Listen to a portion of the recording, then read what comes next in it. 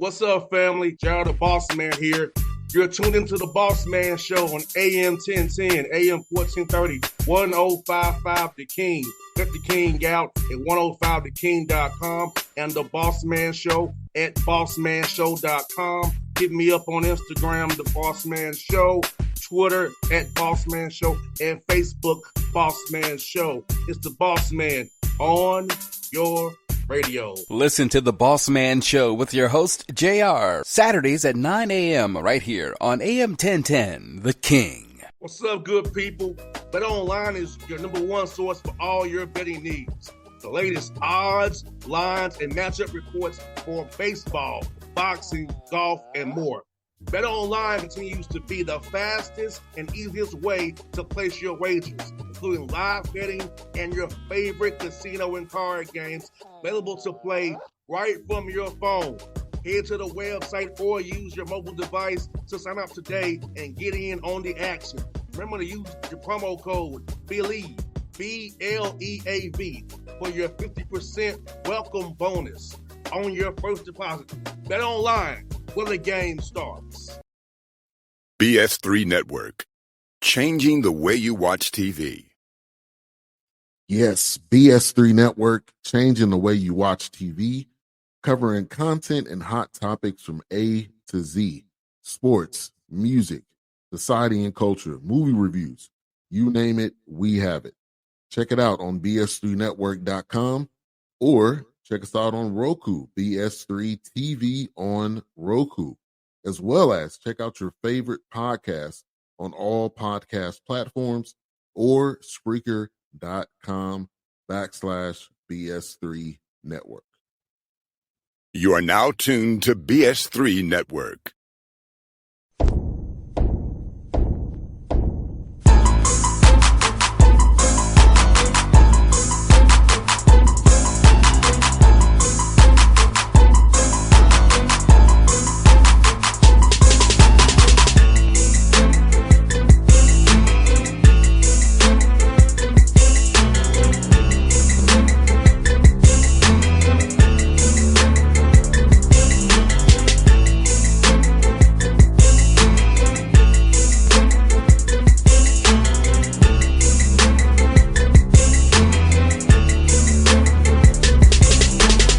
Back here on the Bossman Show, you see him back in the background. My buddy, my brother, G, Grantland on the Bossman Show again. G, tell me, how's life treating you over there in Charlotte, man, in the Queen City, brother?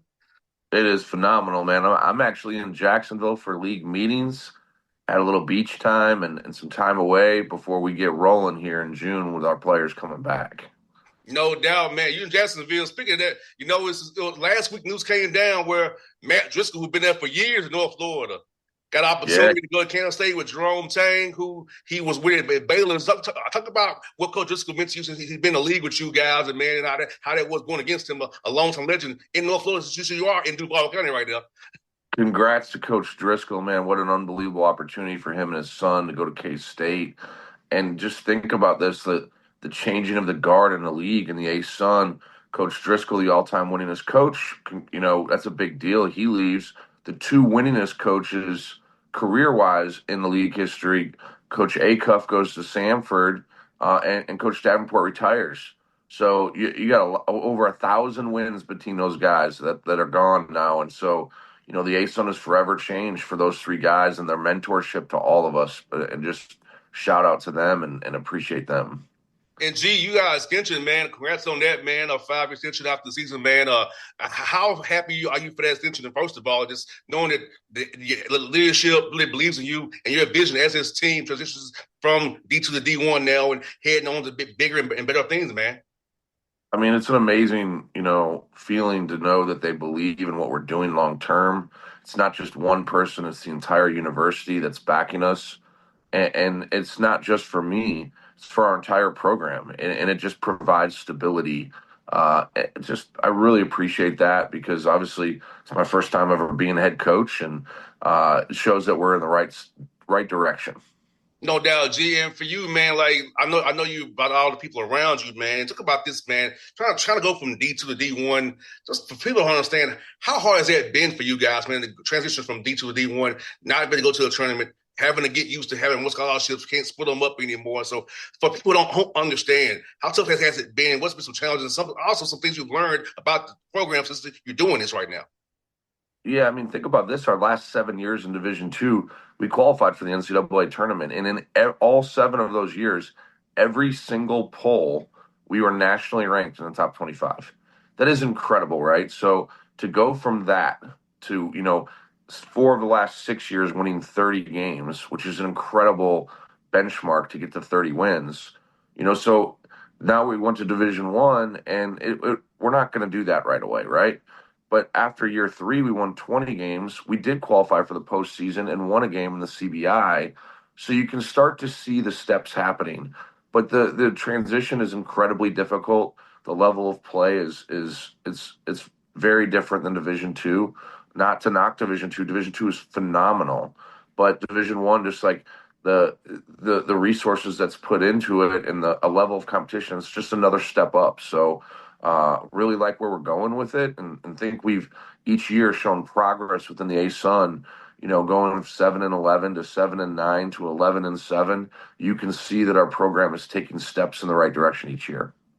And you compete against Lipscomb tough. I was there when you won in Lipscomb Leverage game and played them in the tournament as well. So, like, you all competition-wise have been better and better and better. Because I remember year 1 when it was at Kennesaw State, how your guys were pretty much overwhelmed for the most part. But they competed like heck for you. And now you compete with Lipscomb. They go to the tournament. They always a tough out. Coach Acup's always a real coach. So just seeing the development of your program these past few years, man, and how where you're going with it, it's really great to see, man. Yeah, that first year, our guys battled like crazy. And honestly, we could have beat Kennesaw in the conference tournament that year. But if you looked at our team, we were smaller at every single position that year. And the second year, we started to change that narrative. And then this year, I think we started to overwhelm some people with our positional size. And I think we still have another level to get to with physicality. But you could see the development in our roster and the change of it. But that's not a knock to our first-year players. Kenny Dye, Gavin Rains, Jaden Turner. Those guys were warriors. A.J. McKee. In my background, there's A.J. right there. You can see him. He's right over there. So but I think just most importantly, like, you're starting to see that our roster is starting to be able to wear people down in Division I, and it's part of the progress. Gee, will this be your last year transition this upcoming year? And then you'll be free of that? Or yes. So very fortunate that the NCAA in January allowed provisional teams to kind of cut a year off of their transition if they hit the academic and financial benchmarks. And very fortunate that Queens, the administration of Queens, the stability of it, we hit those. So we should be tournament eligible this year, which is an amazing lift off of our program that we no longer can't play, have that I don't know what you want to call it, black mark of you can't compete in the tournament. Well, now we can. No doubt. And getting 20 wins is nothing to sneeze at. So let's talk about that, man. The work that started last June when they got on campus with you guys, the hard work. And I saw how you practice and how you prepare your guys and the drills you do. So talk about that, laying those bricks in June and July to get, when you come back fall semester, to get ready for November and keep laying bricks every day in practice to get that 1% better, as we all discuss on the show every day. And we're seeing you guys do that and get 20 wins out of it. Yeah, I mean, those 8 weeks in summer are so imperative to building your team and the foundations of what you want in. And so what we started doing, this first time I ever did it, our very first practice, we put in some foundational pieces defensively, and then we played. I wanted to see what we had. And then we kept playing every day. And I thought our guys loved it. They loved competing, and they loved competing against each other. But you started to see a chemistry built in June and July. And so we're going to do that here. We start June 9th. And that first day, we're gonna put in some foundational pieces, and then we're gonna hoop. We're gonna see what we have, and I just think the guys got to build that chemistry and camaraderie. But those summer foundation pieces are so important because it allows you to really focus in the fall on some different things. And also, they can develop their bodies too, get them training on nutrition, because that's so important these days, because sports performance and sports health is so important. So talk about the piece of getting their bodies the right way, get them eating the right things so they can have the fuel to be ready for a long, grueling year from November, hopefully through March. Yeah, I mean, I think most 18 to 19-year-olds, they still eat for enjoyment. And they don't realize that, but, when you're eating as an athlete, you're eating to fuel your body. And so you're not always going to like what you eat, but and you may not even like the times that you eat at times, but you have to eat the right stuff at the right times so your body's at peak performance. And so guys need to learn about that. Shout out to our nutritionist Rachel; she does an unbelievable job. To our trainers and our strength staff for also staying with those messages so that guys understand that eating is a super important. Eat and sleep, super important part of that process. Especially that recovery piece, G, because like when you where you're tearing up muscle, you're doing things to build up, but you have to recover too. You can't go work out, hoop for 2 or 3 hours, and then not do nothing. You have to really commit to your recovery, like the NBA guys do, to be able to stand the long, grueling grind and the contact, and not go down with soft tissue injuries or injuries that keep you out with torn ligaments. So, what about the teaching about recovery as well, G? Yeah, a huge part of the process, right? So, after you play a game, and in the NBA, it's unbelievable, 82 games. In college, you're playing 35, so 40 if you're really good. But I guess, you finish playing a game, the stuff you eat, the sleep, and then the next day, how you treat your body. We say the rest and recovery is the most important part of the day after the game. And so that recovery process actually starts that night and how you stretch and what you eat. And then when you wake up in the morning, you actually want to get your body going and you want to break a sweat because it starts that recovery process earlier. And actually, the next day lift after the game is the most important thing you're going to do. And it's a recovery lift, but what it does is it makes your body ready for that next performance way faster. No doubt, G. No doubt, man. Let me ask you this, G. As you getting the coach and getting the coaching and more in your career as a head coach now, what's your approach to practices now? I know in the NBA now, a lot of guys do optional work days, stay ready days for the guys who don't play, or you may go 45 minutes to an hour, do some things, not really play live, but maybe sure going over your stuff. So how do you approach practice these days, man, with your knowledge of sports recovery and now how to keep guys healthy, kind of like the NBA does? You kind of mimic that a little bit for you and your guys, or you kind of play it by ear? Yeah, I mean, I think college is nice because you have a little bit more consistency. So like we know that in our league in the ASUN, we play Thursday, Saturday, but there's a travel partner, so you're going to play one day, have a day off, play the next day, and then you get a week to prepare for the next set. So, for us, I used to at old school, you'd start off light in the week and build up to before the game. Well, I found out that wasn't the best for the player's body. You actually want to start heavier on Monday and then lighten it Tuesday and Wednesday so they're peaking Thursday. So typically the day before a game, we practice about 50 minutes. We do have live reps because I think college players need to play more, but we build less so that they peak more on Thursday. And then Friday, we do no live contact at all, just recovery and break a sweat to prepare for Saturday. So we typically go hour and a half on Monday, hour, 10 minutes on Tuesday, 45 to 50 minutes on Wednesday, and then they're peaking on Thursday. And I've had to learn a lot about that. And shout out to our strength coach, Adam Linens, who really taught me what that looks like. No doubt, G. And also, man, talk about your staff, man. Reynolds got a promotion. He gets on Omaha, Chris Crutchfield, somebody I know very, very well. So let's talk about the development of your staff and how even for your staff and for your players, growth and development is a key piece of being a part of Queens basketball. Man, I'm so happy for J.R. Reynolds, and he did an unbelievable job. He came here as the director of basketball operations year one. Year two, he's an offensive coordinator, and he did such a good job that Omaha poached him. And I'm not scared to say that. Like J.R. did a phenomenal job, and now he got to seek the benefits of that. And our program is all about development. It's not just for the players, but our coaches too. And you see guys get better and better each year, and they're going to get more and more responsibility. The development piece is a huge part of it. So really happy for JR. And the good thing with that is it opens up opportunities in our staff. And so both Amit Taylor and Damian Dixon have been promoted to assistant coaches.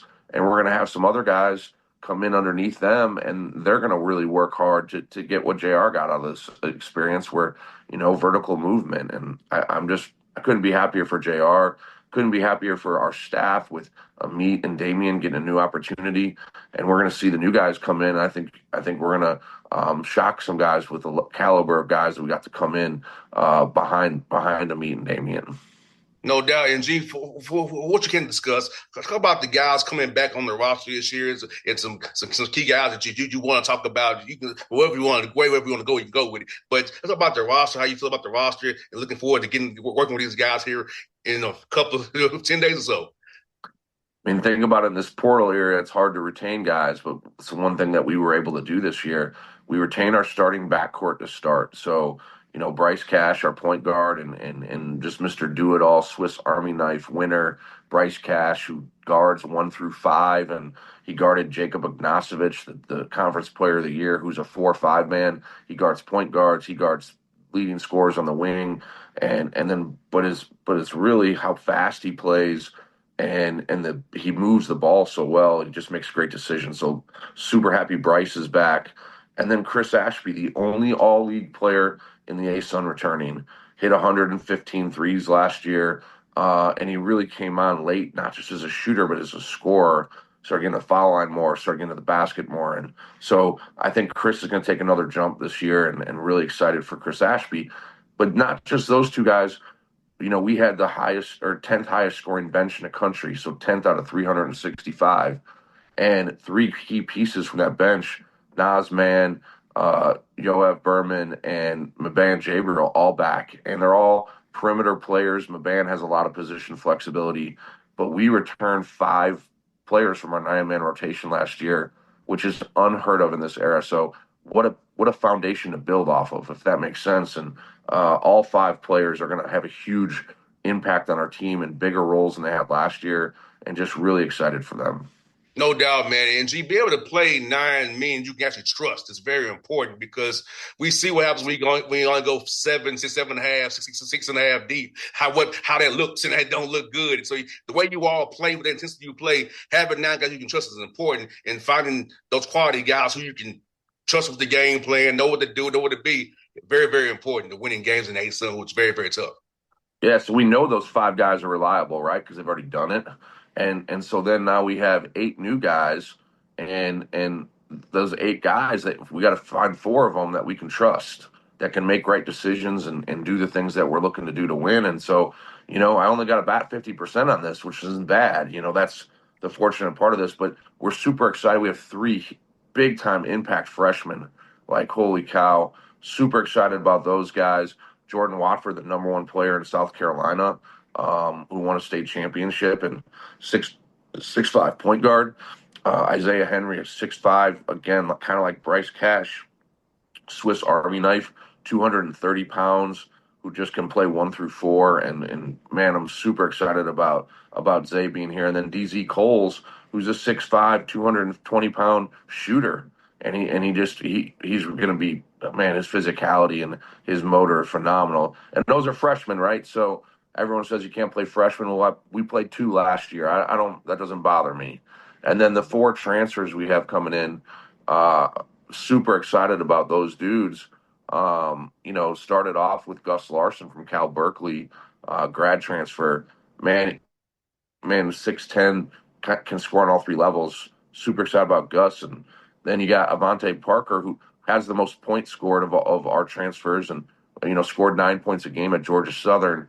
And Avante could be the most talented kid in ASUN if he can get more consistent. He's 6'9", got a phenomenal physique. He really can score on multiple levels. He's really athletic. So Avante's got a huge upside.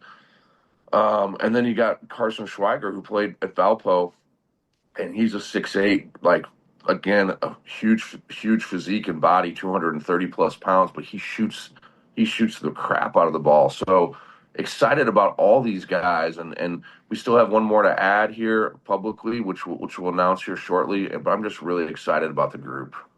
I hear that, man, G, because I say the way you coach, the way your style play is fun. That's something I want to play for because it's fun. It's simple, but it's fun, and you know what you're doing. Is you really care about your guys too, G, and that's why I really care. I know me and you are friends off the air, we're brothers, but like, talk about how much you care about these guys when they get to you, and no matter after they leave Queens, how you still care for these guys no matter what.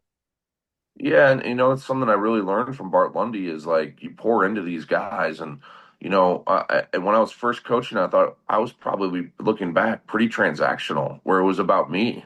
And once I started realizing it's about them and their experience, and just giving them the best opportunities they can to grow and get better as players and as people, and you just pour into their experience, man, you really see the connection and the family. It just changes everything. And so it's really exciting as you watch guys like, graduate and accomplish their dreams. Malcolm Wilson, Defensive Player of the Year, and he's going to be a phenomenal pro, and so is Leo, and so is Caleb, and I'm super excited for them. But they're still welcome here, and part of what's unique about Queens is how much the alumni come back. I mean, we got about 15 guys playing overseas right now, and those guys all going to come back this summer and spend time with our guys because they still want to feel like they're a part of the program. And I've never seen it at this volume. I'm sure that there's other programs like that, like Villanova and other places, but Queens has that too, and it's just special to be a part of. No doubt. And G, I also see you got basketball camps coming up, man. Talk about how cool it is if you have basketball camps. These little kids have this just joy for basketball, man. And just be able to teach these young men the game, ladies the game, and just see their joy and give them a little something to help their games going forward, man. Man, it's awesome. I mean, it's part about building community and building community through basketball. And so you have camps, and it's an outreach, and our players work camps. Which is probably the best part about it is that the young, campers get to bond with our players. And so then when they're at games and they have T-shirts and they want to sign, our guys know their names. And it's very unique, because we do about 4 weeks of the little kids camp, and you see these kids, they start from like age 6 or 7, and you start to see them progress through camp over the years. And next thing you know, they're in high school. And, one of my favorite campers ever, he's playing football in Notre Dame. And he came to all the camps growing up, all the way through little kids camp, and then went to elite camp. And then we stopped playing basketball. I just started going to his high school football games, and now he's playing football at Notre Dame. So it's just so unique that you get to see the whole thing progress. And, there's even camp. The best part about it is every kid doesn't have to love basketball to have a great time at camp. And what camp can just teach you is, hey, that you're going to find that thing in life that you love, but basketball is a great avenue to learn some tools so that when you get to that thing, whether it's playing the trumpet or playing the drums or being in drama, just hopefully you took some skills from camp that you can use for that. No doubt, man. Some of my best memories are at camp. Because I'll be real with you, G. I went to Tennessee State. I met Anthony Mason and Carlos Rogers at basketball camp as a kid because my mom sent me up there to go to camp. So that's what, in my head as a 5-year-old, meeting Anthony Mason and Carlos Rogers stayed in my head. And I knew about Tennessee State because of that. So like you said, camp can really have an impression on you. It did for me as a 5-year-old. Yeah, I still remember my favorite camp experience. Tony Bennett did a shooting, and people don't realize he's a great coach at Virginia. He was a heck of a player, okay? Played in NBA, and Tony did a shooting demonstration, and it's still burned in my memory to this day. And just, yeah, there's so many unique camp experiences. I love it. And G, for you, man, last one for you, man. How has it been trying to schedule these games, man? I know guys don't want to play you because of your style, man, and how good you all have got. So how has scheduling been for you, man? Yeah. Well, this time last year, we'd already announced our schedule, and we have not yet for a reason. We're close, but it's been difficult. A couple teams just like, we kind of want to play you, but we kind of don't. And so hopefully we get that done here soon. But we do have some very unique games already scheduled. We are playing Auburn, who was in the Final Four. We are playing Villanova and Virginia, who have won national championships in the last 10 years. We do have the local. We're going to actually play Winthrop, the very first game of the season, 8 a.m. on that Monday, which is going to be awesome. So, 8 a.m. game, like what a great way to start a day. So we have some really unique stuff. Gardner-Webb at our place, and South Carolina State coming to our place for the first time ever. So I'm really excited about the local flavor of our schedule and then also the national flavor. And I think we got a couple other surprises here with some big schools coming up if I can get the contracts done soon. And shout out to Antoine Banks, John C. Smith getting a full-time job over there, man. Shout out to him, man. Right there in Charlotte, we're with you, man. I know you and him are tight. So I want to shout him out. Love Banks for that, man. When we actually met when I was at Payne College and working for Jimmy Link in the same league. He was at Kentucky State, and Banks and I have stayed close. He was at Clayton State when Queens was Division II, and we had the opportunity to play them a few times and got them a couple times. But Banks is a really good coach, and my thing is, and goes with scheduling, we're going to play John C. Smith every year, and even though Division II, I respect that hometown and part of it, and just want to. I think you got to play local and you got to stay local, and I think you support local. And if you look in the Charlotte area, I'm going to quiz you on this. We've been Division I for 3 years. Davidson, Charlotte, and Queens. Who's got the most wins over those 3 years? I would say Queens, probably. Support local. So. Over the last 10 years, this is not a joke. Queens has been the winningest program in Charlotte. You talk about the Panthers, you talk about the Hornets. Like, Queens has done an unbelievable job. So, you want to see some phenomenal basketball come out to the Levine Center. In the last 3 years, we've won a ton in Division I through this transition, and I hope that we just keep ascending. But, support local, baby. Come out and support the Queens Royals, Myers Park, the Levine Center. You'll see a great show. No doubt. We'll leave it right there. It's my man, Grant Leonard on the Bossman Show, the Queens Royal, my brother.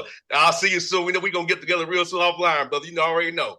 I'm coming to Atlanta. We'll go to a Braves game, my friend. No doubt. Appreciate you, guys, my man. All right. Thanks, JR. BS3 Network. Changing the way you watch TV. Yes, BS3 Network, changing the way you watch TV, covering content and hot topics from A to Z, sports, music, society and culture, movie reviews, you name it, we have it. Check it out on bs3network.com or check us out on Roku, BS3 TV on Roku, as well as check out your favorite podcast on all podcast platforms or Spreaker.com/BS3 Network. You are now tuned to BS3 Network. What's up, good people? Bet Online is your number one source for all your betting needs. The latest odds, lines, and matchup reports for baseball, boxing, golf, and more. Bet Online continues to be the fastest and easiest way to place your wagers, including live betting and your favorite casino and card games available to play right from your phone. Head to the website or use your mobile device to sign up today and get in on the action. Remember to use your promo code BELIEVE, BLEAV, for your 50% welcome bonus on your first deposit. Bet Online, where the game starts. What's up, family? Jared the Bossman here. You're tuned into the Bossman Show on AM 1010, AM 1430, 1055 The King.